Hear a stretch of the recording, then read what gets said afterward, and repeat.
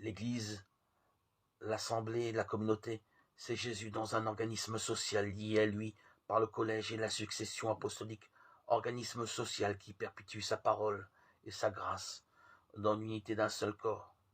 Et parce que l'Église est un sacrement, qu'elle est tout entière sacrement, l'Église est tout entière un mystère de foi. On ne peut l'entendre, on ne peut la reconnaître, on ne peut y vivre que dans l'intimité du Seigneur.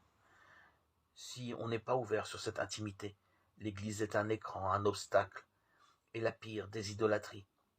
Mais justement, parce qu'elle est un sacrement, elle exige de nous continuellement cette nouvelle insertion de nous-mêmes, par la foi, par l'amour, dans l'intimité de Jésus. Et la confiance.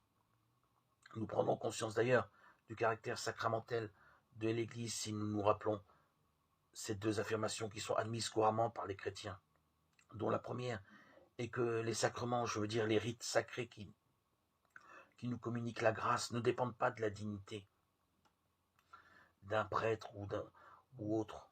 Tout le monde admet que le prêtre qui célèbre la messe n'est pas plus près du Christ, ne communie pas davantage à sa présence que la bonne femme illettrée qui communie de sa main, si elle aime autant que lui, et que celle-ci, au contraire, communie davantage à la présence du Seigneur, si elle est plus sainte que lui.